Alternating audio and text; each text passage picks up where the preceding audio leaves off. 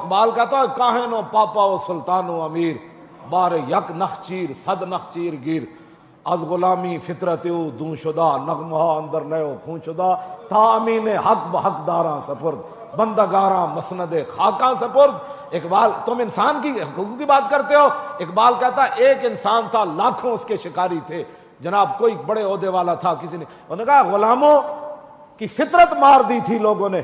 غلام کبھی سوچ بھی نہیں سکتا تھا کہ زندگی میں بھی اچھا کپڑا پہنوں گا، غلام کبھی سوچ بھی نہیں سکتا تھا کہ میں آقا کے برابر بیٹھ کر کبھی کھانا کھاؤں گا۔ اقبال کہتا تامین حق بحق، یہ ہے انسانیت کے حقوق بتانے والے۔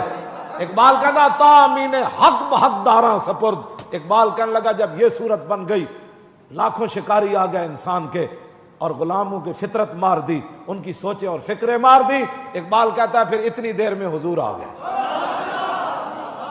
اور بندگارا مسند خاکاں سپرد۔ میرے آقا و مولا نے بتایا انسان ہوتا کیا ہے، انسانیت ہوتی کیا ہے اور اس کا حق کیا ہوتا ہے، یہ حضور نے بتایا۔ ایک طرف غلام تے لونڈی دا پتر ہوئے، اے میرا کلپ ضرور سننا پھر آپ کو سمجھ آ جائے گی۔ اسامہ بن زید ہوون ایک طرف، رنگ گندمی ہوئے تے نک چپٹی ہوئے تے ایک طرف امام حسن ہوون جنہ دا سر تو لے کے ناف تک حضور دی شباہت ہوئے۔ ایک موڈے ہوتے امام حسن ہوون تے دوسرے موڈے ہوتے اسامہ بن زید ہوون۔ یہ انسانی حقوق کی بات ہے۔ حجۃ الوداع دے موقع تے کی بنیا، 1,24,000 صحابہ موجود سن۔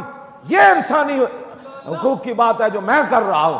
1,24,000 صحابہ سن عرفہ دے میدان وچ، یہ تے پکی بات ہے نا جی۔ 1,24,000 صحابہ موجود ہیں عرفہ دے میدان وچ تے اسامہ بن زید نو حضور اپنے نال بٹھایا۔ ہاشمی تے قریشی ایڈیاں وڈیاں شانہ جنہاں نو حضور ایک لین وچ لا کے جنت دتی، ابو بکر بھی نیچے چل رہے۔ تم انسانی حقوق کی بات کرتے ہو اور حضور کے سارا اسوہ حسنہ کو تم نے کبھی پڑھا ہی نہیں ہے، اور جب تم این کے لگا کر پڑھتے ہو تو یورپ کی مثالیں دیتے ہو۔ اور وہ لاہور ایک کالج کا پرنسپل ہے، وہ اپنے کالج کے لڑکوں اور لڑکیوں کو لے کر مرزائیوں کے مرکز میں گیا۔ وہ کہتا ہے ہم اقلیتوں کے ساتھ جو ہے وہ یکجہتی کرنے کے لیے جا رہے ہیں، اور اس پر بھی حکومت کوئی نوٹس نہیں لے رہی۔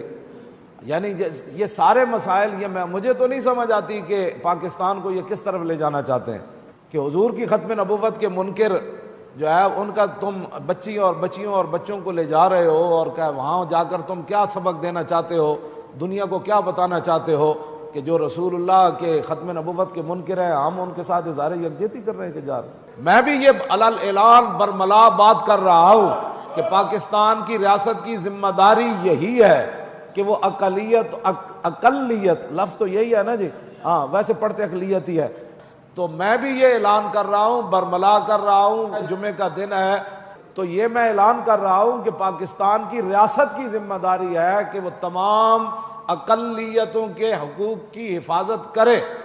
یہ ہماری ریاست کی ذمہ داری ہے، لیکن حفاظت وہی ہے کہ یہ اپنے معاملات اپنے مذہب کے مطابق کرے، ہمیں کوئی اعتراض نہیں۔ اپنے رہن سہن شادی بیاہ خوشیاں غمیاں اپنے عقیدے دے مطابق کرن سانو کچھ بھی نہیں۔ اپنے کلیسیاں وچ مندراں وچ جن جا کے مرضی اپنے مذہبی رسومات بجا لان سانو دے تے کوئی اعتراض نہیں۔ اپنے تمام فیصلے اپنے آپ کرن سانو کوئی دے تے مسئلہ نہیں، لیکن ایک گل انہاں نو ہمیشہ سارے نو مد نظر رکھنی چاہیے کہ جدوں تسی حضور دے بارے کوئی گل کرو گے پھر کسی کے لیے بھی معافی نہیں ہے۔ بس تمہیں پتہ نہیں ہے جب دین کا اقلیتوں کے حقوق اسلام نے رکھے ہیں، اور میں پہلی بھی کئی بار یہ حدیث پڑھ چکا ہوں کہ میرے آقا نے فرمایا من قتل معاہدا من غیر کنہۃ حرم اللہ علیہ الجنہ۔ حضور نے فرمایا جو کسی اسلامی ریاست میں معاہد رہتا ہو اور وہ اسلامی ریاست اس کے حقوق کی محافظ ہو اور اس نے بغیر وجہ کے اس کافر کو قتل کر دیا بغیر کسی وجہ کے، تو حضور نے فرمایا ایسے مسلمان پر اللہ جنت حرام کر دے۔